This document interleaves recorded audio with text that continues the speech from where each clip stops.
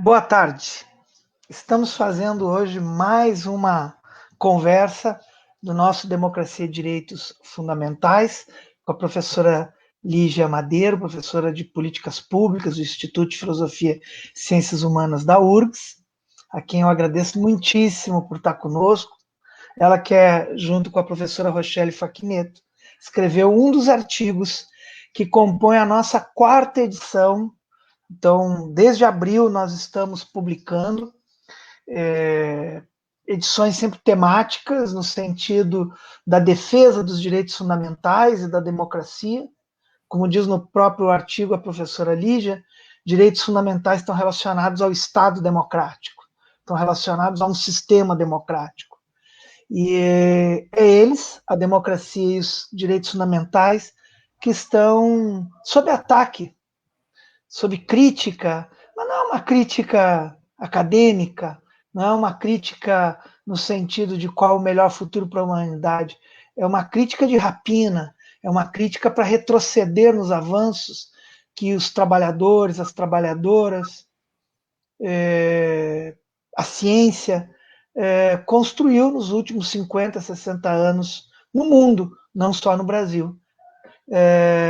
Nossa edição, vamos dizer assim, no ar, é sobre segurança, o direito fundamental à segurança.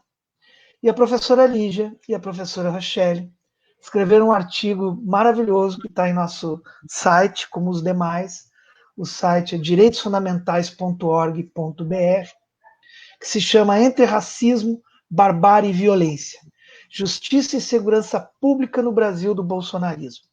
E é sobre isso que nós vamos conversar, agradecendo desde já ao Instituto Novos Paradigmas, à Rede Soberania, ao Brasil de Fato e à página Tarso Genro, que estão transmitindo conosco, o DDF, essa conversa. Boa tarde, boa noite, Lígia. Muito obrigado por estar aqui conosco. Boa tarde, Jorge. Eu quero agradecer muito o convite, não só para estar aqui conversando contigo e com os web espectadores, né, mas agradecer também o convite para escrever, né, nesse número que eu acho que é tão especial e tão importante para a situação que a gente vive no Brasil hoje. Né? Então, muito bom falar aqui contigo. Agradecemos também, Lígia, a professora Rochelle, que por compromisso não pôde estar aqui conosco, mas muito obrigado. Se ela estiver nos vendo, senão depois ela fatalmente vai dar uma olhadinha. Muito obrigado, professora, também, por estar conosco. O artigo de vocês começa com um tema, ou com uma afirmativa, uma assertiva que me chamou muita atenção, Lígia. Vocês dizem que estavam já construindo o texto para o nosso site, e ocorreu o assassinato brutal do trabalhador em compras dentro do supermercado Carrefour aqui em Porto Alegre. Um trabalhador, homem, morador da região, morava no IAPI, e negro. E foi brutalmente espancado com cenas que a gente viu. E vocês dizem que, obviamente, aquilo, enfim, tinha que mudar um pouquinho o curso do debate.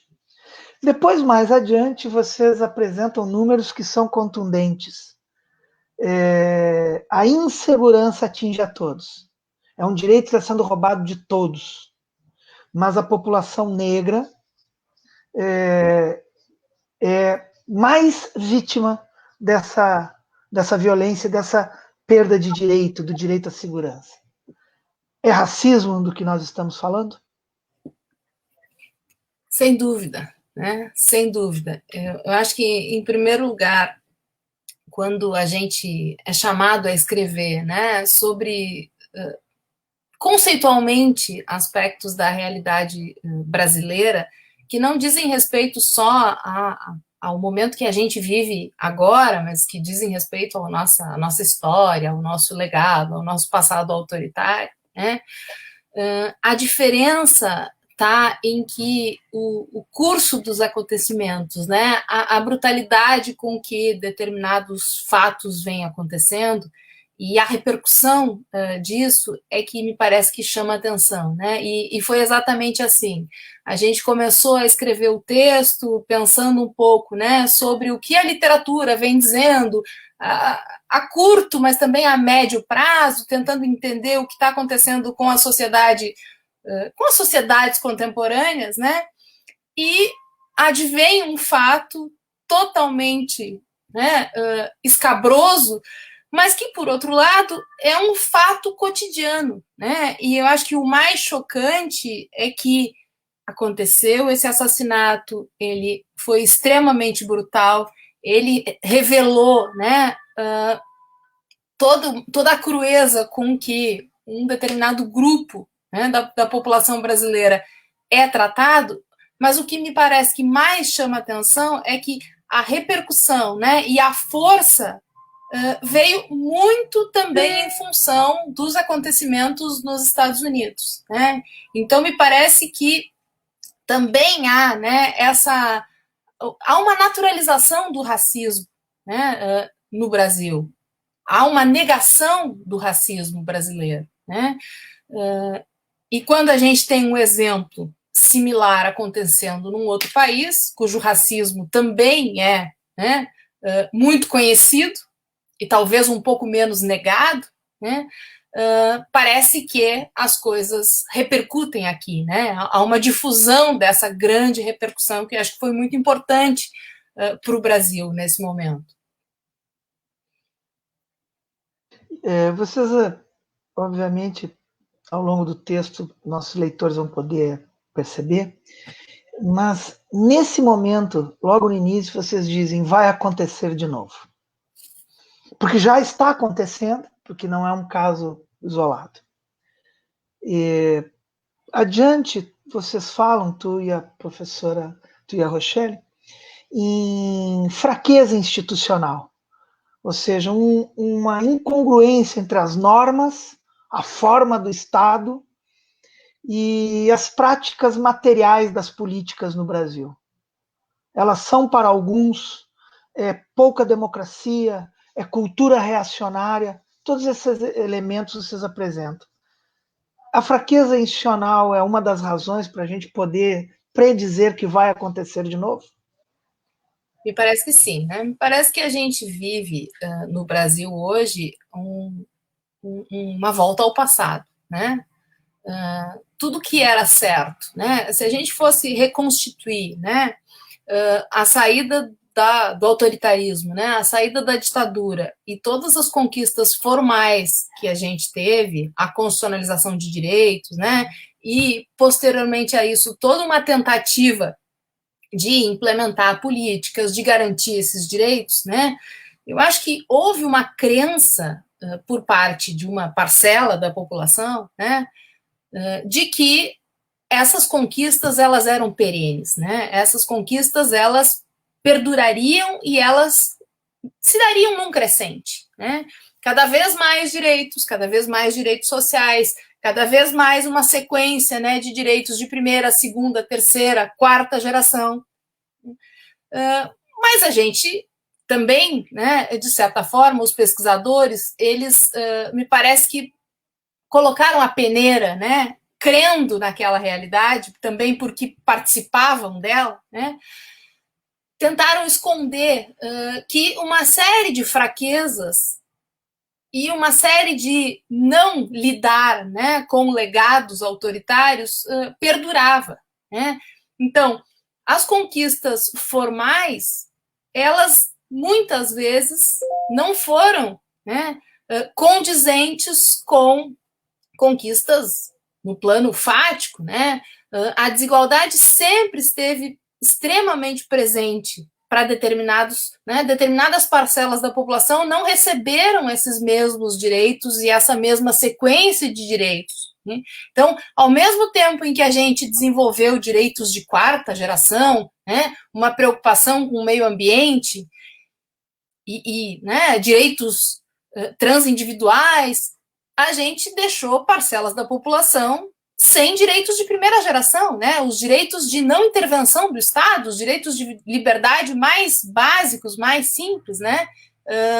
Então, quando o Brinks, o Levitsky e Murilo vão trabalhar com esse conceito, né, são eles que cunham esse conceito de fraqueza institucional, me parece que está muito próximo daquilo que o próprio Guilherme O'Donnell, né, e o Paulo Sérgio Pinheiro, lá nos anos 90, também demonstravam, né, essa disjunção, essa grande desigualdade, distância, né, entre aquilo que está preceituado em lei e aquilo que realmente acontece, né?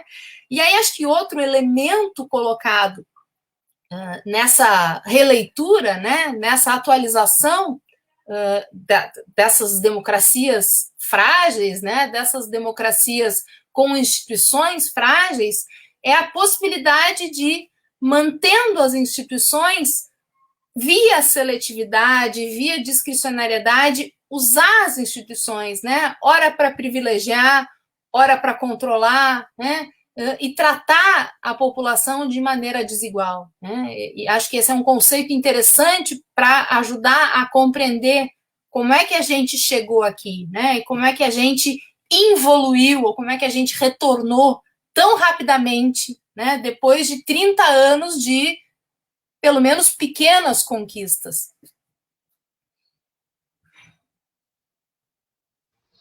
É nesse espaço que se dá esse espaço da fraqueza, da democracia de baixa intensidade, que se dá ou que permite se criarem as milícias, os paramilitares, o crime organizado.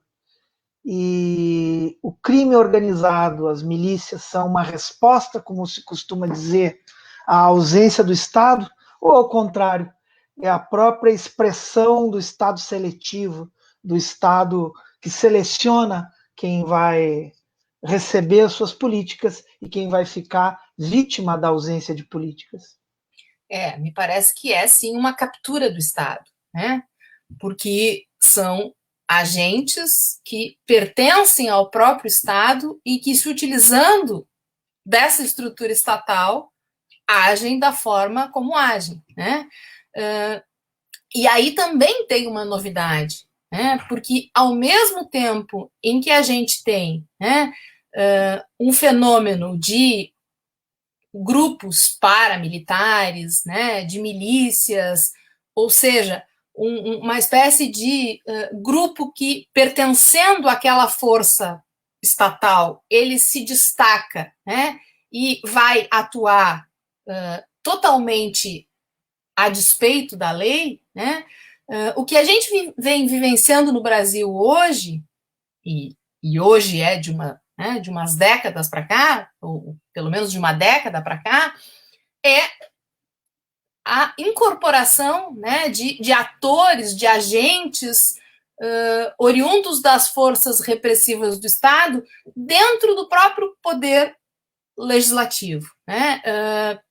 Isso pode ser analisado, claro, sobre óticas, né, da representatividade, pensando que todas as categorias profissionais precisam ter essa representação, mas isso também pode levar a que esses grupos, né, também estejam representados nos parlamentos, nos variados níveis, né, municipal, estadual, federal.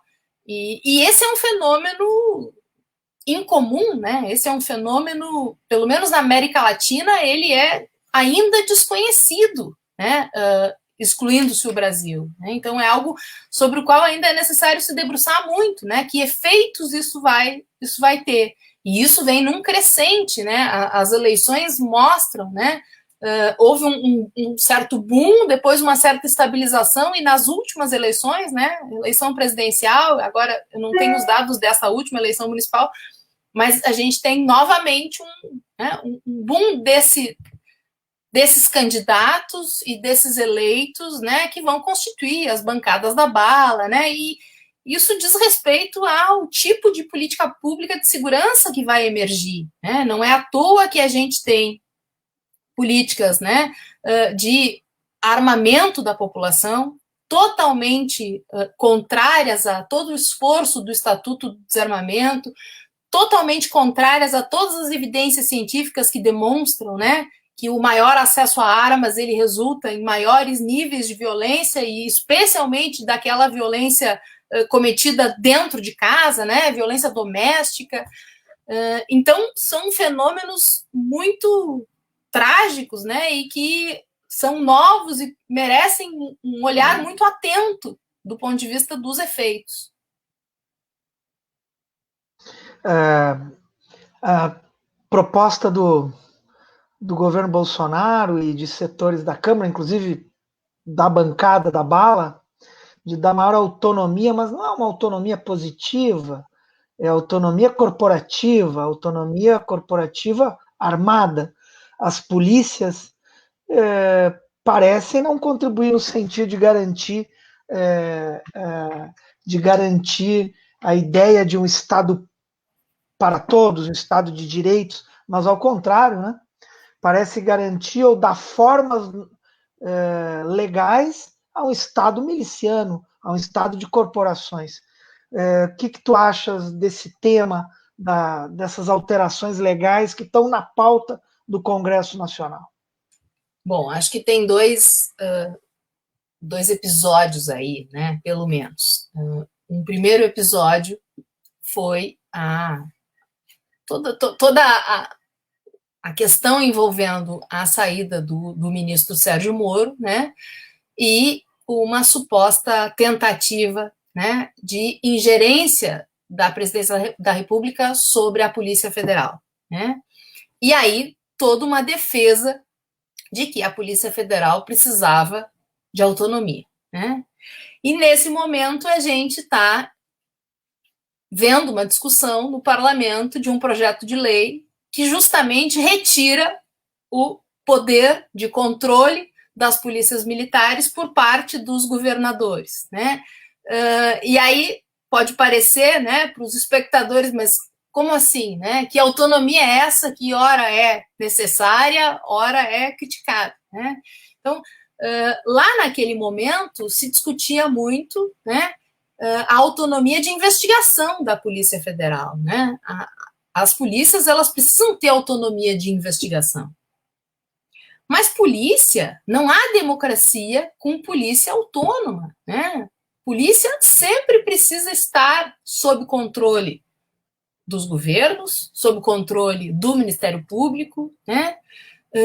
E nesse momento, o que está em curso, né? Essa tentativa de mexer naquilo que o Arthur Costa, né? Fez um artigo acho que saiu na Folha de São Paulo, mas acho que saiu na revista do Fórum Brasileiro de Segurança, mostrando o quanto esse projeto de lei vai alterar a própria estrutura do federalismo brasileiro, se ele for adiante, né? As polícias militares, que são de competência estadual, sairiam do jugo dos governadores né, e passariam a uma espécie de controle da União, né? Isso é totalmente novo, né? E efeitos desse tipo a gente desconhece, né? Mas acho que o mundo vem dando indicativos, né, e exemplos do risco, né? Então, acho que é um pouco nesse sentido, né, que a gente precisa apontar.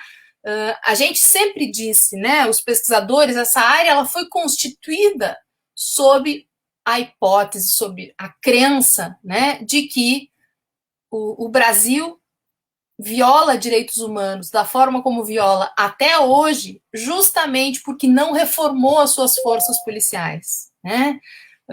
Inúmeras tentativas foram feitas e nunca houve força suficiente, né, apoio suficiente para que as polícias fossem realmente reformadas, renovadas, né? Há casos de países em que, saídos de regimes autoritários, uma nova polícia do zero foi construída, né? E no Brasil isso não foi feito, a legislação ainda é da época da ditadura, né? E agora as reformas que se tenta fazer vão justamente na contramão do que se esperava, né?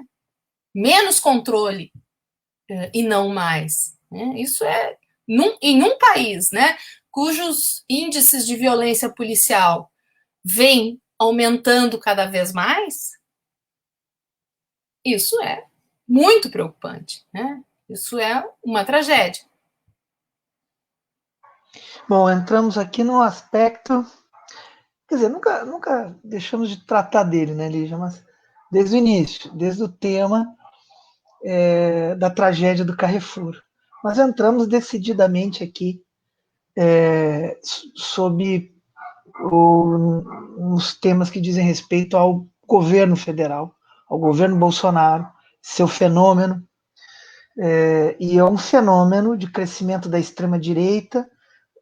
Tu e a Rochelle fazem referência à cultura política reacionária e conservadora, fazem referência, como agora, a uma transição, não é inacabada, como eu já ouvi, eu não considero que seja uma transição inacabada, foi uma transição racionalmente controlada pelos setores que dirigiram essa transição, e que não foi uma transição de ruptura entre ditadura e democracia, pelo contrário, foi uma transição que garantiu posições daqueles que estavam do bloco no poder durante a ditadura, seja empresários, como setores empresariais, como forças armadas, né, que depois de um período de recuo estão se mostrando, e também eu acho que vale a pena dizer que não só as polícias não foram reformadas, como as próprias forças armadas e o próprio conceito de segurança. O que o reacionarismo, vamos dizer assim, dominante no Brasil e objetivamente o papel do governo Bolsonaro estão contribuindo para essa regressão de direitos no sentido geral, mas também, em especial, ao direito à segurança? Bom, eu não sou uma estudiosa de cultura política, né? Eu tenho colegas e tu mesmo, né? Pertence a uma linha de pesquisa que entende muito mais desse aspecto do que eu. Eu hoje sou muito mais uma... Eu não entendo muito mais sobre nada do que em relação a ti. Mas eu sou muito mais uma estudiosa das instituições e das instituições de justiça, né? Mas de ouvir, né, e de ler, os estudiosos de cultura política vinham apontando já há um bom tempo, né, que a realidade brasileira, né, era um pouco diferente daquela que a gente acreditava ser, né? A gente acho que tinha uma leitura otimista, né, de que cada vez mais teríamos mais conquistas, de que grupos vulneráveis seriam cada vez mais respeitados, né, e a gente vinha crendo, né, em avanços. E esses estudiosos apontavam, olha, entre jovens a coisa não é bem assim, né? Então, eu acho que a gente precisa diferenciar. Eu já vi essa alegoria e acho que em época de pandemia, né, em época de todo mundo utilizar os conceitos que vêm da área da saúde, né, tem que distinguir a doença do sintoma. Acho que uma coisa é a doença da população brasileira, né, do ponto de vista daquilo que a gente mesmo coloca no texto, né, há uma crise de valores na sociedade brasileira. Ela é inequívoca, né?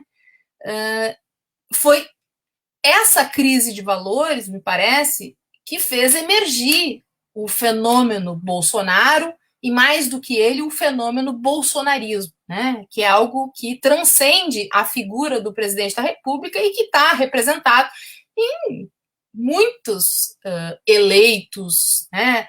Parlamentares, está disseminada nas instituições, no judiciário, nos executivos, nos legislativos e por aí vai, né? Então, me parece que há essa, né? A gente realmente convive no Brasil hoje, e esse não é um fenômeno exclusivamente do Brasil, né? A extrema-direita ela surgiu com força em muitos países, olha a França do Le Pen, né? E os Estados Unidos, né? E o fenômeno Trump. Então a gente tem uma, né? Uma eclosão da direita, né?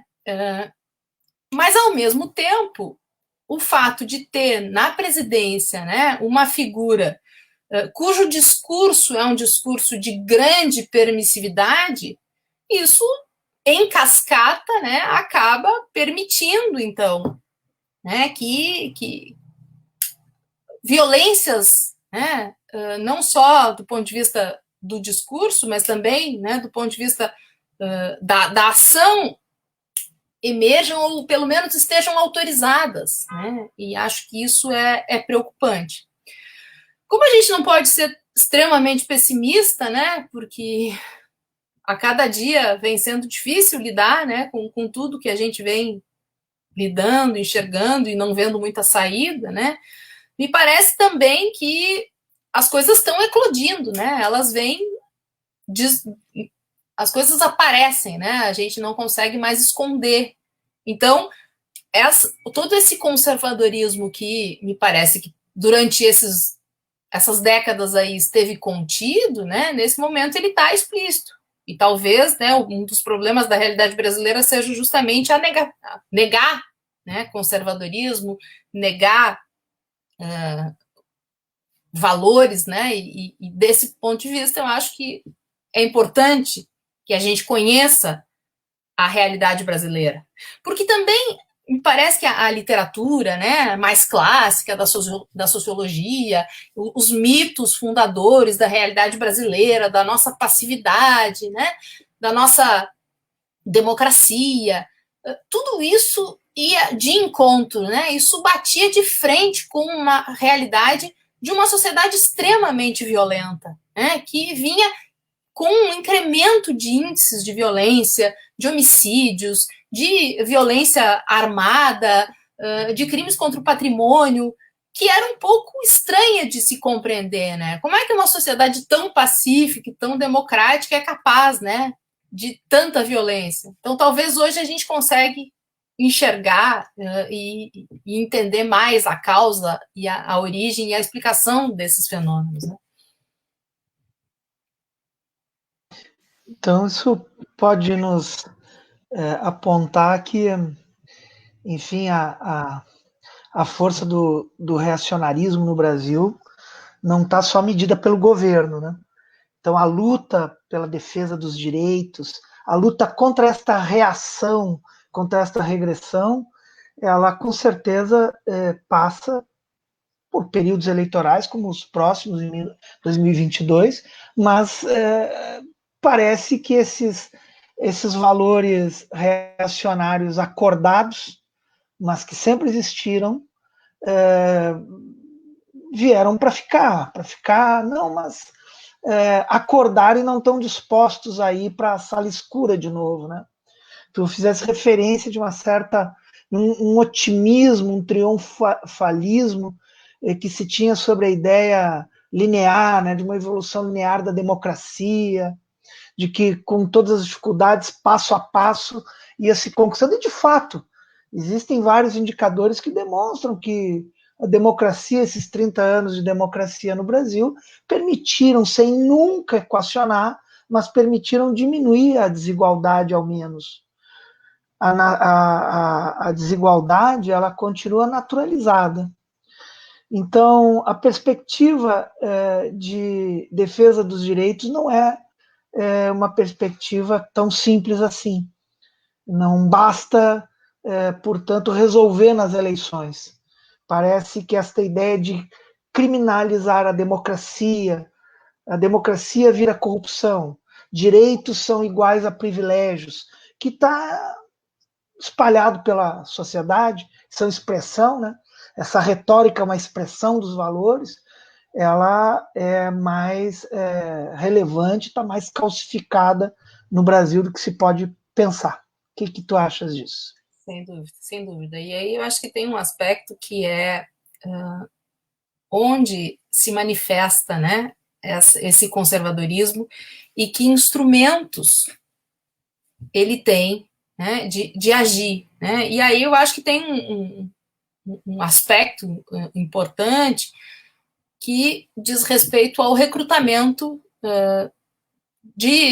dos burocratas que vão parar, né, nos órgãos, por exemplo, do sistema de justiça criminal, né, e nos instrumentos institucionais que tem à disposição, né. Então, o fenômeno do combate à corrupção é evidente nesse aspecto, né.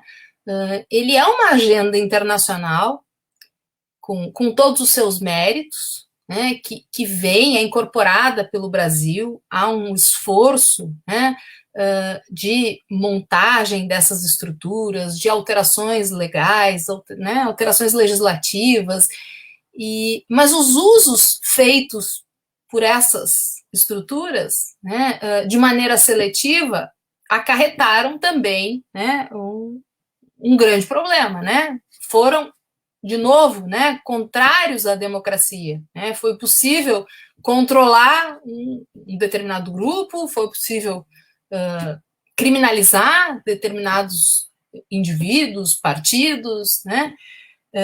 Então, me parece que é a mesma doença, né? Me parece que o fenômeno é o mesmo, né? É o conservadorismo que acaba indo para dentro das instituições e indivíduos com poder, né? E uma determinada visão de mundo vão se utilizar da estrutura estatal, né? Para fazer as coisas da forma como acreditam ser, né?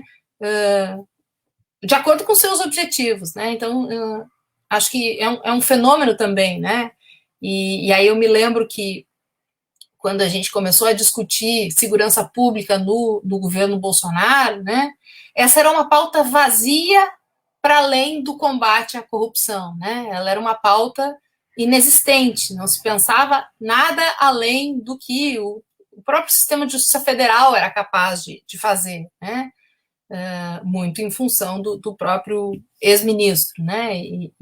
E hoje a gente tem uma pauta um pouco mais evidente, né, de empoderamento das polícias, de armamento e de tentativas, né, de indulto a policiais. Então, acho que, não sei se eu acho que eu desvirtuei um pouco a pergunta, mas o que eu quis dizer é que há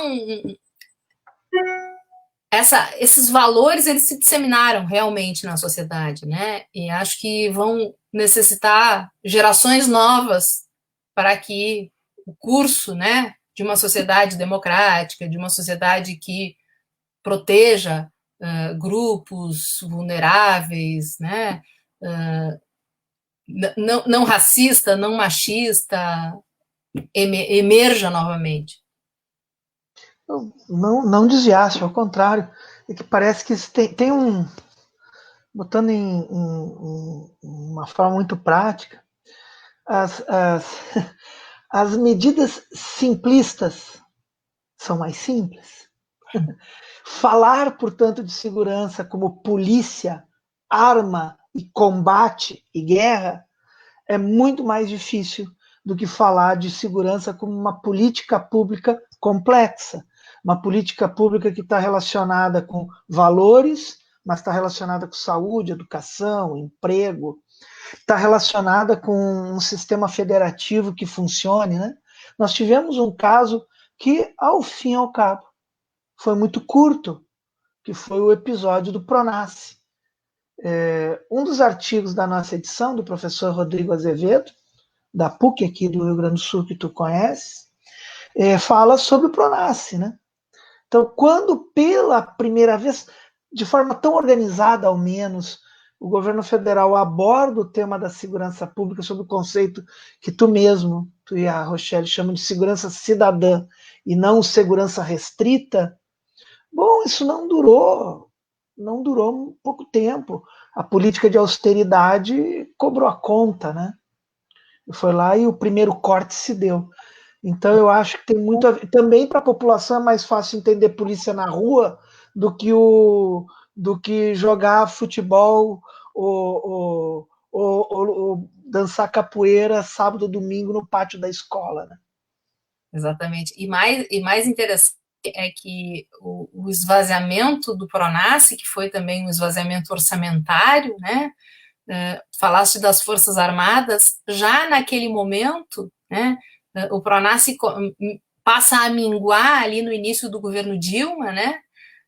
Tem uma aluna nossa, orientada do professor José Vicente Tavares, que fez uma análise do orçamento da segurança e mostra que esse orçamento ele migra da pasta da segurança pública para a pasta da defesa, muito em função dos grandes eventos, né? Mas então é preciso olhar também com um certo, né, um período um pouco mais largo, porque algumas coisas vinham acontecendo, né? Determinadas categorias vinham num processo de empoderamento, né? E de conquistas ali, que acho que hoje a gente entende melhor, né? Como é que começou e no que resultou. Então, sim, né? O Pronas foi, acho que a grande experiência que a gente teve, né? A grande política capaz da União articular, né? Promover programas que tinham também uma característica, né, de localmente poderem ser customizados, né, respeitando as especificidades do bairro, né, no caso dos territórios de paz. Então foi uma experiência muito interessante. Eu tive condições de conduzir uma pesquisa olhando para a realidade de Canoas, de São Leopoldo, região metropolitana em geral, né, e era muito, muito interessante. Foi muito triste, né, quando começou a minguar e depois quando realmente, né, a ideia em si, por trás da segurança cidadã, né, e da articulação de programas, políticas sociais, política de segurança, policiamento preventivo, né, o papel das guardas, violência na escola, tudo isso de maneira articulada era muito bacana. Pena que durou pouco, né? Mas Foi acho quase. que ficou É. como um laboratório, né? E eu acho que a gente pode ver, e durante essa tua última intervenção foi me ocorrendo isso, é uma demonstração também cabal de uma convergência explosiva e terrível para a humanidade, que é a convergência entre extrema-direita e políticas de austeridade, né? Essas forças políticas que tomam o Estado no mundo inteiro para garantir altas taxas de lucro no sistema financeiro, através de políticas de austeridade, e a extrema-direita é que faz o trabalho, vamos dizer assim, o trabalho operacional de criar as condições políticas para as reformas da Previdência, reforma trabalhista, né? Mas, na verdade, esse ambiente começa a ser criado com essas políticas de austeridade, com essa supremacia da ideia de equilíbrio fiscal, de corte de gastos. Isto aumenta a pobreza e o papel da extrema-direita no mundo inteiro, e com sucesso. Há pouco tempo, o partido de extrema-direita na Hungria fez 52% sozinho nas eleições para o parlamento, que vai levar mais, ou já levou a mais um período de governo neofascista na Hungria. Mas esta austeridade parece que precisa da extrema-direita para que a extrema-direita faça um trabalho de garantir as condições políticas, onde a classe trabalhadora perde seus direitos, mas enxerga como o causador da perda dos direitos os próprios direitos. É um paradoxo. Acho que a cartilha liberal é a cloroquina, né? Que volta e meia é lançada à mão, né? Se a gente pensar os estragos do consenso de Washington, isso é anos 90. É muito rápido que ele retorna como a cartilha de novo, né? Retorna como saída. Eu fico... me causa um estranhamento, assim, como rapidamente as soluções mágicas, mais do que comprovadas, né? Mais do que comprovado o seu fracasso, elas retornam como o mesmo remédio, né? Mas é isso mesmo, acho que é isso, né? Aí a própria população que vive às custas, né, de altos níveis de desemprego, com perdas salariais evidentes, né, acha que é necessário menos Estado, né? do que mais Estado, né? Então, tem uma dificuldade aí, eu acho, que diz respeito à escolarização econômica, política da própria população, né? A gente precisa de uma população com mais informação, né? E aí, acho que o Rodrigo deve ter abordado, né, na fala dele. Hoje a gente também lida com outro fenômeno, que é o fenômeno das fake news, né? Que causa um estrago tremendo, né? Na desinformação, né? Na capacidade de transmitir bobagens e fazer crer, né, a população em coisas totalmente esdrúxulas e é uma certa retomada do medievalismo, né? O mundo do diabo, o mundo dos bruxos, o mundo do terror, ele em certa medida volta, né? E volta sob a confusão da carne, vai comer carne de cachorro, a China que produziu o vírus, a vacina chinesa tem um chip, coisas que são. Se a gente se afastasse um pouquinho assim, ficaria incrédulo, porque não é plausível que coisas tão absurdas formem opinião, mas elas formam. Né? Há uma restauração do anticomunismo, uma restauração desse medievalismo, né? Uma restauração de um pensamento mágico, ultraconservador, anticientífico, anti-iluminista. Né? Eu queria. Estamos indo para o fim, já temos aqui 42 minutos dessa maravilhosa conversa, mas eu não queria terminar sem puxar um tema que ficou no meio de uma das tuas falas e eu acho chave. Tu falaste algo. Enfim, vou direto à pergunta e não recuperar o que tu falaste, seria impossível. Nessa ilusão democrática, vamos dizer assim, nesse triunfalismo, faltou reformar o Estado, faltou uma verdadeira reforma do Estado, e não só distribuir renda, não só produzir políticas públicas. Isso eu me refiro quando tu falas, inclusive, na composição física, orgânica das instituições de Estado, né?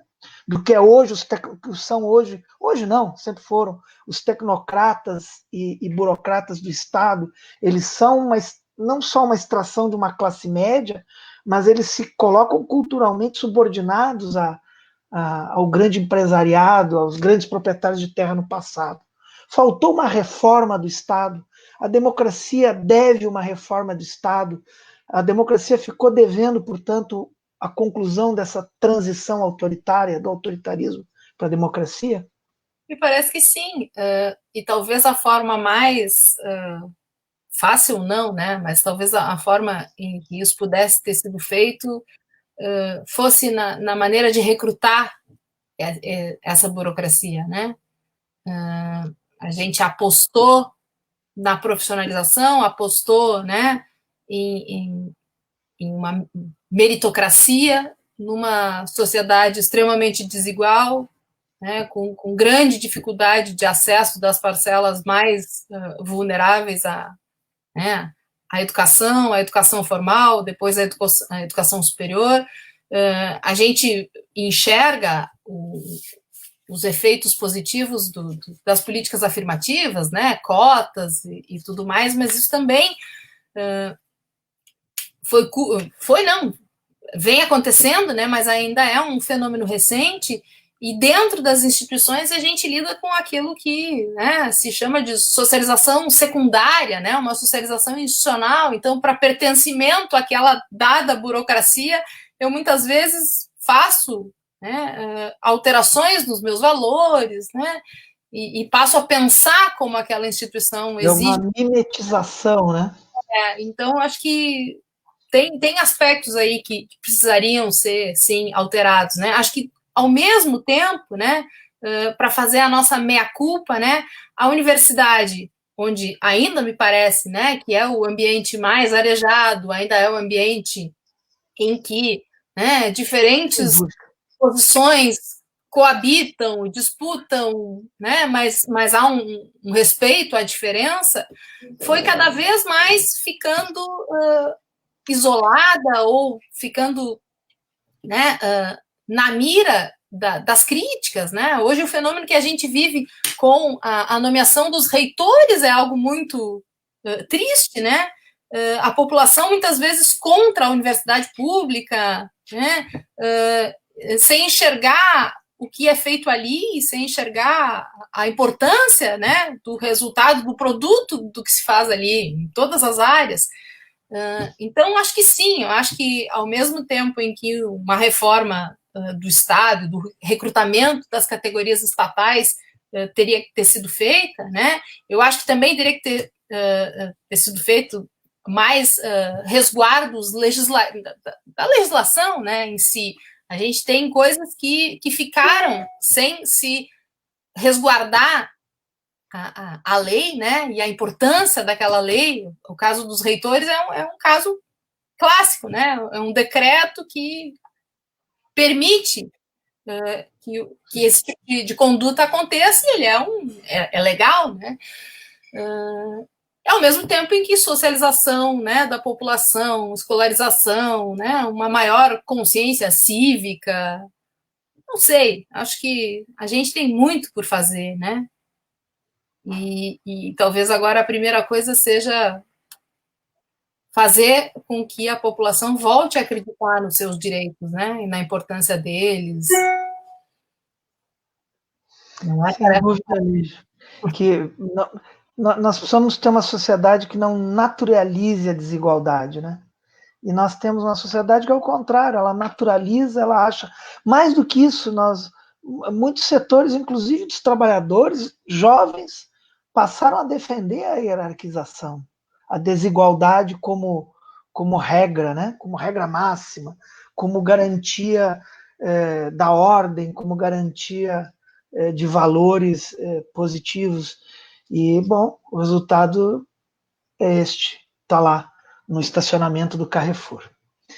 Eu queria agradecer, nós temos aqui já 48 minutos de uma conversa maravilhosa. Muito obrigado. Queria agradecer a Rochelle Faquineto, que junto contigo escreveu o artigo. A quem está nos assistindo, procurem os artigos, não só o da Lígia e da Rochelle, no direitosfundamentais.org.br. Agradecer ao Guilherme Gomes, nosso jornalista que está por trás das câmaras aqui, a Sandra Bittencourt, jornalista também, Vinícius Kraskin, que faz toda a nossa produção, a Kátia Marco, jornalista também, é editora da Rede Soberania e do Brasil de Fato. Lígia, se tu quiser falar mais alguma coisa, te agradeço muito, é sempre muito bom te ouvir. Não, eu quero só agradecer, também agradecer a Rochelle a parceria, né? A Rochelle é uma parceira de longa data, de outros trabalhos, né? Ela, infelizmente, não pôde estar aqui hoje, mas certamente em outros momentos estará. E agradecer muito, Jorge, o convite e me colocar à disposição. É sempre bom vir conversar, né? Que bom. Contamos com todos para manter projetos, não só como o do Democracia e Direitos Fundamentais, mas projetos como esse de defesa da classe trabalhadora, de defesa da democracia, defesa da igualdade. Muito obrigado, Lígia. Obrigada. Beijão para todos que estão nos ouvindo. Até a próxima. Até.